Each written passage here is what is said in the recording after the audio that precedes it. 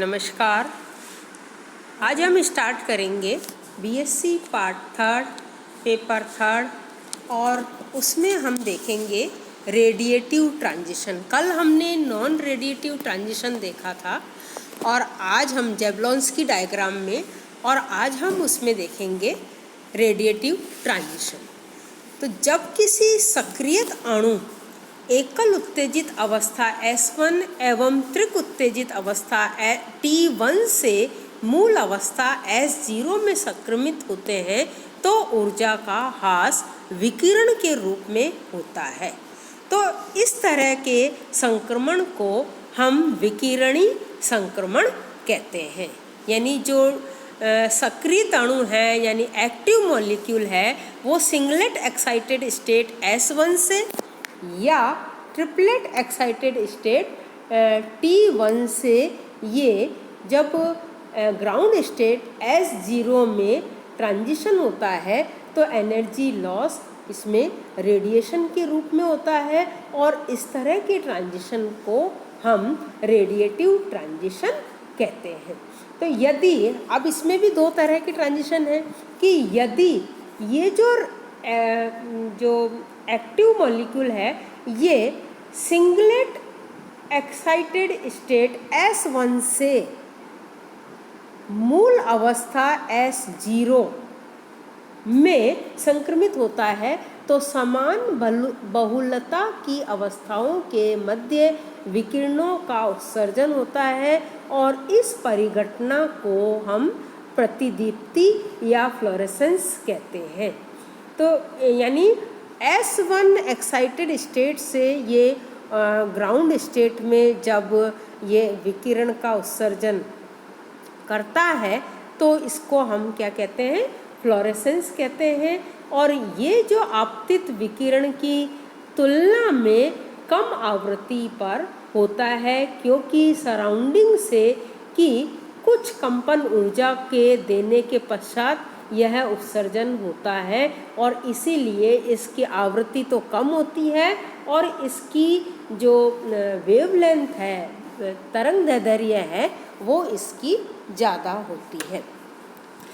और यदि सक्रिय अणु ट्रिपलेट एक्साइटेड स्टेट से ग्राउंड स्टेट में ये संक्रमित होता है यानी इसका ट्रांजिशन होता है तो ये जो संक्रमण है ये बहुत धीमी गति से होता है और इस प्रकार के संक्रमण में जो उत्सर्जित विकिरण है, जो रेडिएशन उत्सर्जन हो रहा है, उसको हम स्फुरदीप्ति या फास्फोरेसेंस कहते हैं।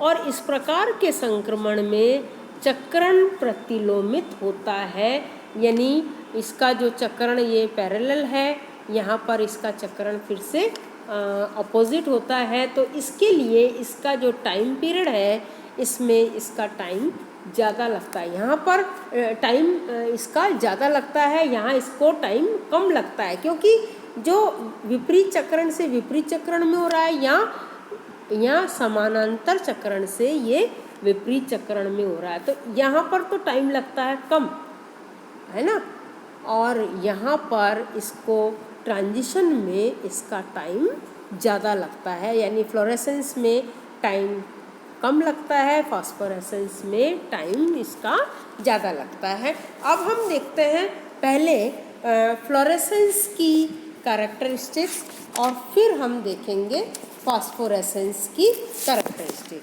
तो देखिए इस फ्लोरेसेंस की कैरेक्टरिस्टिक्स में आपको जो बातें ध्यान में रखनी है, देखो मैंने आपको यहाँ पर नोट्स भी दिए हैं कि ये जो फ्लोरेसेंस है ये प्रक्रिया स्पॉन्टेनियस होती है, स्फूर्ति से होती है, स्वतः प्रवृत्त होती है और प्रकाश अवशोषण के साथ ही प्रारंभ हो जाती है और प्रकाश हटने के बाद बंद हो जाती है। आपको इसका एग्जाम्पल, जैसे आपने रात में कभी ट्रैवल किया हो तो रास्ते में जो एरो के चिन्ह लगाए हुए होते हैं उन एरो पे जैसे ही लाइट पड़ती है वो चमकते हैं और जैसे ही लाइट बंद हो जाती है उनका चमकना बंद हो जाता है। सेकंड है इसकी कैरेक्टरिस्टिक्स कि प्रतिदीप्ति यानी फ्लोरेसेंस प्रकाश के दृश्य और पराबैंगनी क्षेत्र में अवशोषण से ही प्रेक्षित होता है। थर्ड है इसका स्पेक्ट्रम रेखीय, बैंड या सतत किसी भी प्रकार का हो सकता है। किस प्रकार का हो यह पदार्थ पुंजीय यानी एग्रीगेट अवस्था पर निर्भर करता है। चौथा है यह एक सामान्य प्रक्रम है जो पदार्थ की गैसीय, द्रव या ठोस किसी भी अवस्था में प्रेक्षित हो सकता है, लेकिन गैसीय अवस्था में तब तक प्रेक्षित नहीं होता जब तक कि दाब काफ़ी न हो। पांचवा है इसका विलयनों में उत्सर्जित प्रकाश ध्रुवित होता है और इसके ध्रुवणता की मात्रा विलयन की सांद्रता पर निर्भर करती है। छठा है भिन्न भिन्न पदार्थ की प्रतिदीप्ति की तरंगदैर्घ्य भिन्न भिन्न होती है, अर्थात फ्लोरोस्पार नीली, क्लोरोफिल लाल व यूरेनियम कांच हरे प्रकाश के साथ प्रतिदीप्ति दर्शाता है। सातवां है स्टोक नियम के अनुसार प्रतिदीप्ति में उत्सर्जित प्रकाश की तरंगदैर्घ्य अवशोषित प्रकाश की तरंगदैर्घ्य से उच्च होनी चाहिए।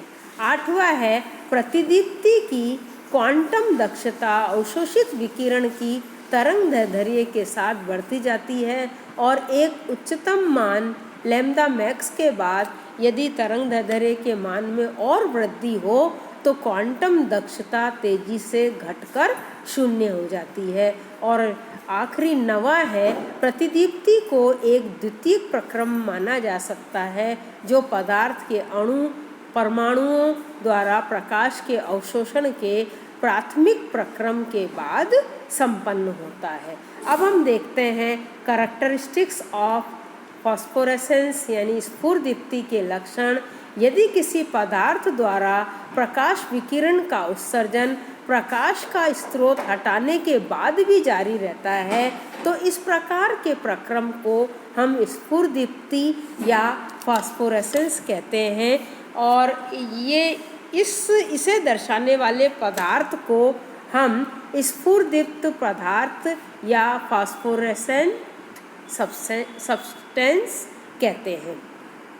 इसके जो कैरेक्टरिस्टिक्स है, पहला है प्रतिदीप्ति दर्शाने वाले पदार्थ से अतिरिक्त विकिरणों का उत्सर्जन प्रकाश के अवशोषण के 10⁻⁻6 से 10⁻⁻4 सेकंड के मध्य प्रारंभ हो जाता है, जबकि स्फुरदीप्ति में पदार्थ से अतिरिक्त विकिरण का उत्सर्जन प्रकाश अवशोषण के 10⁻⁻4 से 20 या अधिक सेकंड तक होता है, अर्थात स्फुरदीप्ति का जीवन काल प्रतिदीप्ति से काफ़ी अधिक होता है। दूसरा है इसका लक्षण स्फुरदीप्ति का प्रेक्षण मुख्य रूप से बैंगनी या पराबैंगनी प्रकाश के अवशोषण में होता है। तीसरा स्फुरदीप्ति मुख्य रूप से ठोस पदार्थों द्वारा ही दर्शाई जाती है।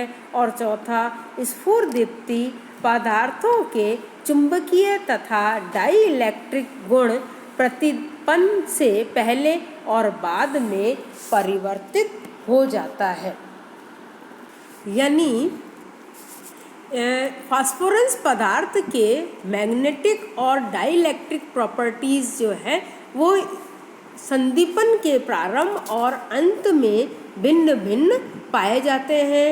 और इसके अलावा आपको फास्फोरेसेंस पदार्थ के द्वारा उत्सर्जित प्रकाश की अवधि, पदार्थ की प्रकृति और ताप भर भी निर्भर करती है।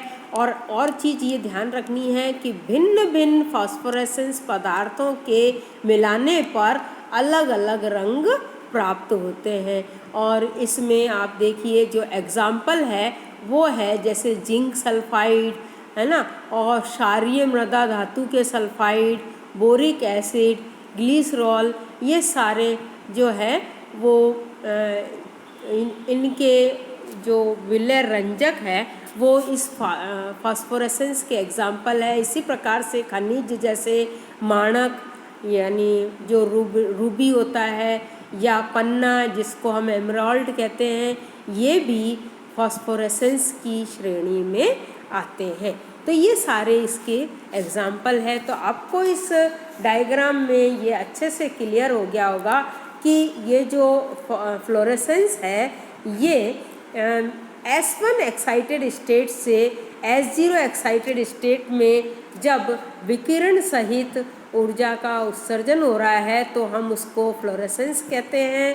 और जब T1 एक्साइटेड स्टेट से S0 ग्राउंड स्टेट में जब विकिरण सहित ऊर्जा का उत्सर्जन हो रहा है तो उसको हम फोटो फॉस्फोरेसेंस कहते हैं। तो इसकी जो करैक्टरिस्टिक्स अभी मैंने आपको बताई, इसको ध्यान में रखते हुए आप इसको अच्छे से समझिए। Thank you.